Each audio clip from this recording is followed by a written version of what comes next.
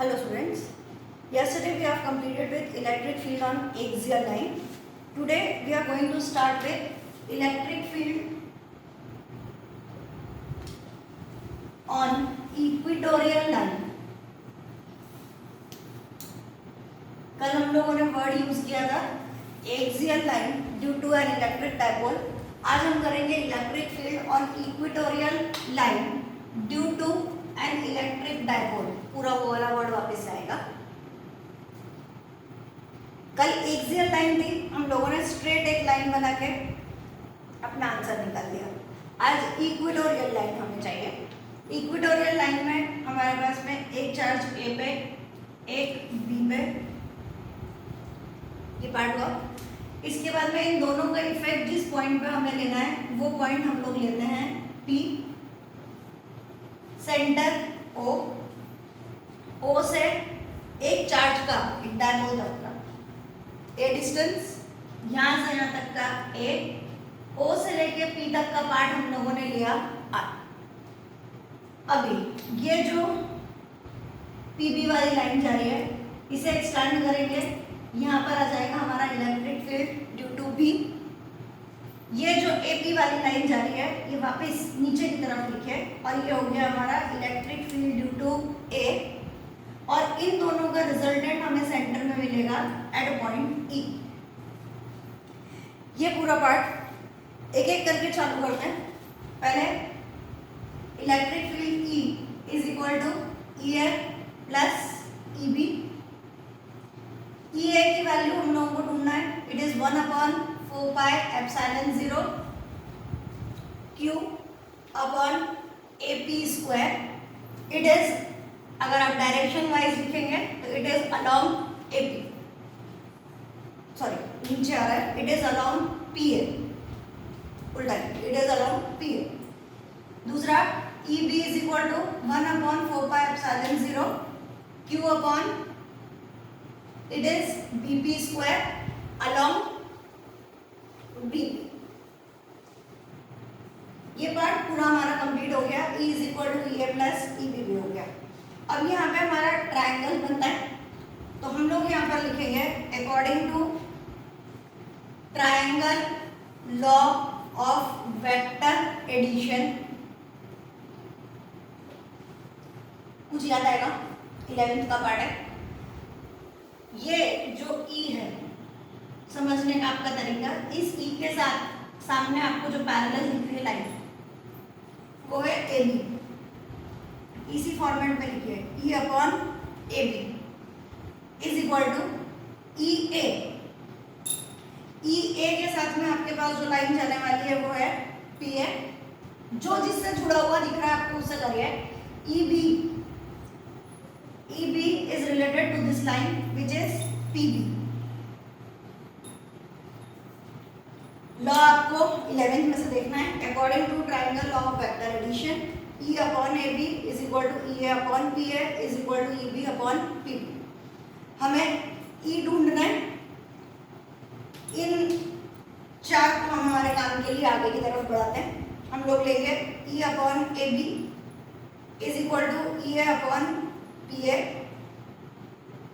ये E of A है और ये P इंटू A है, PA. इससे हमें मिला E is equal to, cross multiply करिए, EA into AB upon PA. सबकी वैल्यूज को हम यहाँ पर पुटअप करते हैं. E is equal to PA. PA की वैल्यू हमारे पास है 1/4 pi epsilon 0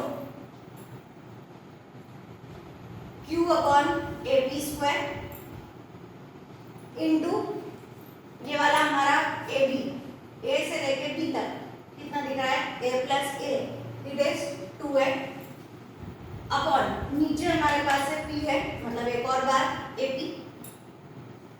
E is equal to 1/4 pi epsilon 0 2AQ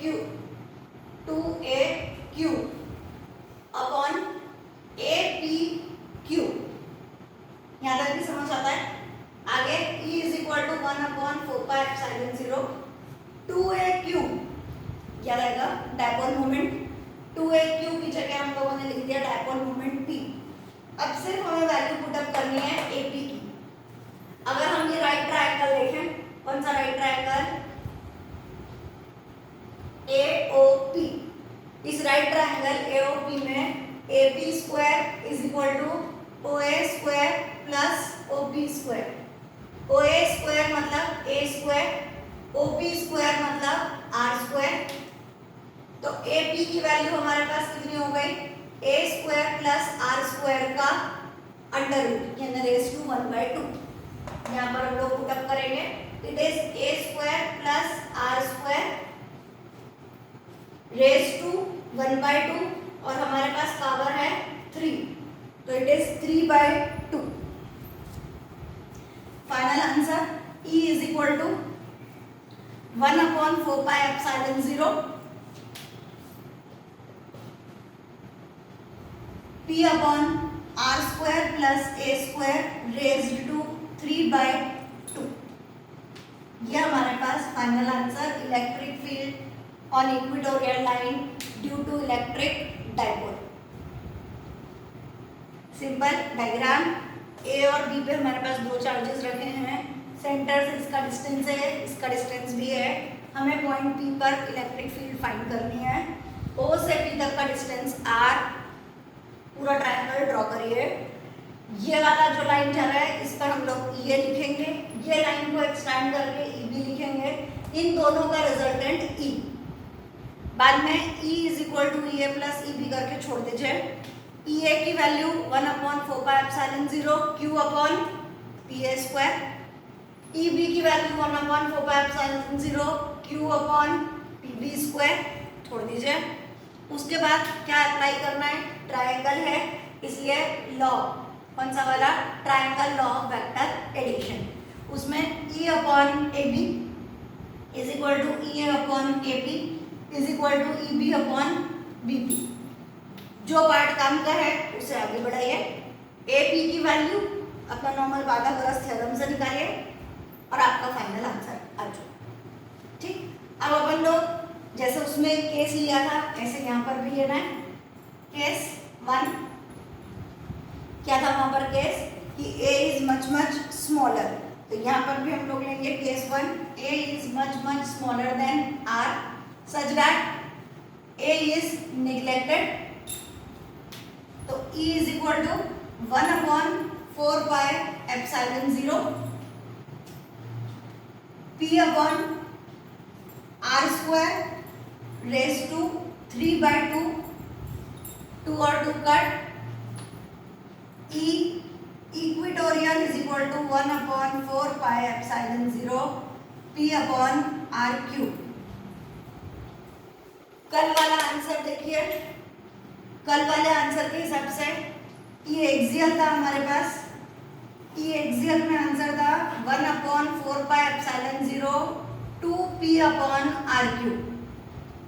ये एक्सियल में 2p अपॉन r क्यूब आता है और ई इक्वेटोरियल में p अपॉन r क्यूब हम लोग यूज करते हैं। अगर कोई आपसे पूछता है कि what is the ratio of E axial upon E equatorial, तो ये वाला अपॉन ये वाला सब कुछ कट जाएगा, खाली आपके पास 2 आंसर में बचेगा। तो क्वेश्चन जैसे भी आए आप लोग उसे यूज करेंगे। नेक्स्ट टॉपिक अब हम लोग start with electric field at any point due to electric dipole. देखिए सारा का सारा हमारा इलेक्ट्रिक डाइपोल वाला ही चल रहा है, बट इलेक्ट्रिक डाइपोल के हम लोगों ने 3 पार्ट्स करे। सब में इलेक्ट्रिक फील्ड ढूंढ रहे हैं, सब में इलेक्ट्रिक डाइपोल के टर्म्स में आंसर चाहिए, यानी ई का आंसर हमें पी के टर्म्स में चाहिए पहली बात। उसके अलावा एक हुआ एक्सियल लाइन जिसमें आंसर आया 2p upon r cube, 1/4 pi epsilon 0 तो है। उसके अलावा हम लोगों ने लिया इक्वेटोरियल वाला जिसमें आंसर आया 1/4 pi epsilon 0 p upon r cube. अब हमें रैंडम बोल दिया find electric field at any point. अब एनी पॉइंट लेने के लिए हम लोगों ने पहले एक डायग्राम ड्रॉ किया। एक चार्ज हम लोगों ने रखा ए के ऊपर, सेकेंड चार्ज, ये सब आपकी थ्योरी है, प्लीज आप अपने आप लिखेंगे। Let one charge minus q be placed at point A, another charge plus q placed at point B, having center O, the distance from O to A is small a, O to B is also small a. ये सब आपको अपने आप लिखना है, you have to write. ठीक, अब हम मेन बात पे चलते हैं कि A और B पे हम लोगों ने दो चार्जेस रख दिया है. O उनका सेंटर पॉइंट हो गया. अब जिस पॉइंट पे हम इलेक्ट्रिक फील्ड ढूंढ रहे हैं वो पॉइंट हम लोगों ने P लिया. यहाँ तक पता चलता है. फाइन. अब A और B के कारण हमें इलेक्ट्रिक डायपोल मिला. वो डायपोल ये P है, वो P पॉइंट है जिस पर हमें इलेक्ट्रिक फील्ड ढूंढनी है. ये P इलेक्ट्रिक डायपोल का रिजेम्बलेंस है. Okay, now this P makes an angle theta with A1 B1. ये जो हमारी लाइन जा रही है इसके साथ हमने बताया कि ये एंगल थीटा बना रहा है. जब ये एंगल थीटा बना रहा है तो ये वाला P को हम लोग दो कंपोनेंट्स में रिजॉल्व करेंगे, एक P cos थीटा, एक P sin थीटा. ये वाला जो हमारा A1 B1 वाला पार्ट जा रहा है, इस A1 B1 वाले पार्ट पे हम लोग कंपोनेंट ले रहे हैं P cos थीटा. दूसरा इसके परपेंडिकुलर जाएगा. इसका परपेंडिकुलर हमें नजर आ रहा है A2 B2 वाले पॉइंट पे, वहां पर कंपोनेंट हम लोग यूज करेंगे P sin थीटा. वापस A और B का एक इलेक्ट्रिक डायपोल, वो dipole P, it makes an angle theta with A1 B1 लिखिए या विथ OP लिखिए. ठीक, अब हमने बोला कि this P has two components, P cos theta which is along A1 B1 and P sin theta which is along A2 B2. ये भी क्लियर हुआ. चलिए, अब ये A1 B1 जो है इसके कारण इलेक्ट्रिक फील्ड स्ट्रेट जाती हुई हमें दिख रही है, दैट इज E1. स्ट्रेट जा रही है. स्ट्रेट का मतलब क्या हुआ? जब वर्ड स्ट्रेट यूज होता है तो आपके दिमाग में आना चाहिए एक्सियल लाइन. स्ट्रेट वो एक्सियल वर्ड को रिजेंबल कर रहा है. मतलब E1 वाली जो आपकी इलेक्ट्रिक फील्ड है वो एक्सियल कंपोनेंट को रिजेंबल कर रही है, और जो E2 वाली फील्ड है डेफिनेटली वो E2 वाली आपके A2 B2 को रिजेंबल करते हुए कौन सी लाइन कहलाएगी? इक्वेटोरियल लाइन को रिप्रेजेंट कर रही है. ये बात बहुत इंपॉर्टेंट है कि आप ध्यान रखें कि A1 B1 जो है वो E1 की तरफ जा रहा है एक्सियल फील्ड को रिप्रेजेंट करता हुआ, और E2 जो है वो ऐसा ये वाला जा रहा है हमारे पास में जो इक्वेटोरियल को रिजेंबल कर. दोनों में ध्यान रखना, एक एक्सियल एक इक्वेटोरियल, दोनों पार्ट. क्योंकि हमें क्या बोला है? Eight any point. जब रैंडम पॉइंट की बात आती है, मैं जैसे आपको बोला गया कि कोई चीज स्ट्रेट मूव कर रही है तो straight along x axis, straight along y axis. But अगर रैंडम मूव कर रही है तो आप हमेशा उसमें दो पार्ट बनते हैं कि भाई इसमें x भी हो सकता है और y भी हो सकता है. तो ये भी एट एनी पॉइंट है. एनी पॉइंट है तो उसमें एक्सियल भी है और इक्वेटोरियल. यहाँ तक आपके दिमाग में पूरा सब कुछ इस डायग्राम से बैठना चाहिए, और ये सब आपका थियोरी पार्ट है.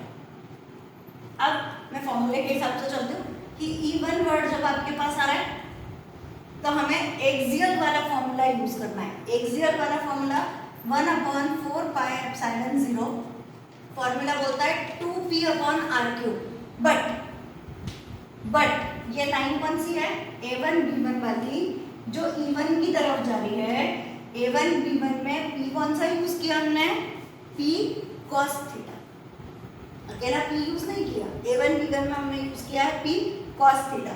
तो 1/4 pi epsilon 0 2p cos theta upon r³. ऐसे E2 लीजिए. E2 is equal to 1/4 pi epsilon 0. Formula बोलता है p/r³. But E2 is along A2 B2. कौन सा वाला पार्ट यूज करना है? P sin theta. It is P sin theta upon r³. Fine. अब जब E की बारी है हम लोग लिखेंगे रिजल्टेंट इलेक्ट्रिक फील्ड जो हमारी है E. कितना आंसर दिख रहा है आपको? ये पता चल रहा है कि ये एक दूसरे के 90 डिग्री पर परपेंडिकुलर प्रेजेंट है. Perpendicular it is E1 square plus E2 square plus 2E1 E2 cos theta की जगह 90, cos 90 की वैल्यू 0. खाली क्या बचा? E1 square plus E2 square. E1 1/4πε0 2p cos theta upon r cube का होल स्क्वायर प्लस E2 की जगह 1/4πε0 p sine theta upon r cube का होल स्क्वायर और पूरे का अंडर रूट। अब क्या देखें, इन दोनों में से हमें कॉमन क्या मिल रहा है, 1/4πε0। दोनों के पास में p है और यहाँ पे दोनों के पास में r क्यूब है। ये सब कुछ हमें स्क्वायर के फॉर्म में कॉमन मिल रहा है।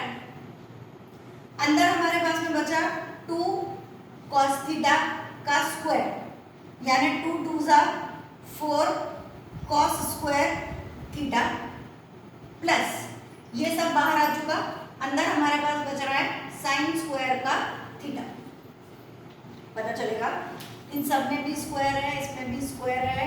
1/4πε0 p r cube, 1/4πε0 p r cube, ये सब बाहर विद स्क्वायर। अभी हमने किसके अंदर रखा है, अंडर रूट के अंदर।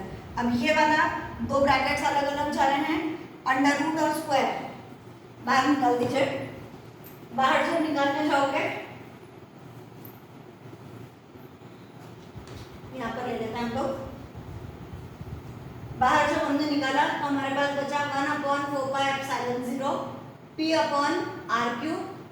अंदर क्या बचा है, 4 cos square theta plus sine square theta. इसको थोड़ा सा चेंज कर लेते हैं, हम लिख लेते हैं 3 cos square theta plus 1 cos square theta plus sine square theta. इस 4 के हमने दो पार्ट्स कर दिए, 3 और 1। अब ये वाला cos square theta plus sine square theta is equal to 1। Finally हमारे पास बचा E is equal to 1/4πε0 p upon r cube. Bracket में अंदर बच रहा है 3 cos square theta plus 1। This is your final answer. ठीक, ये आपके पास नेक्स्ट आपका लास्ट डेरिवेशन हुआ। इलेक्ट्रिक फील्ड से रिलेटेड इलेक्ट्रिक डाइपोल के हमारे पास 3 डेरिवेशंस हुए। एक हुआ एक्सियल का, एक हुआ इक्वेटोरियल का और एक हुआ at any point due to electric dipole. तीनों में ध्यान रखिएगा, पहला वाला एक्सियल है 2p अपॉन r क्यूब आना चाहिए, इक्वेटोरियल है p अपॉन r क्यूब आना चाहिए, और एट एनी पॉइंट वाले में दोनों को हमने मिक्सअप कर दिया। हमने E1 में एक्सियल वाला यूज कर लिया, E2 में इक्वेटोरियल वाला यूज कर लिया, रिजल्टेंट फाइंड किया और ये हमारा फाइनल आंसर।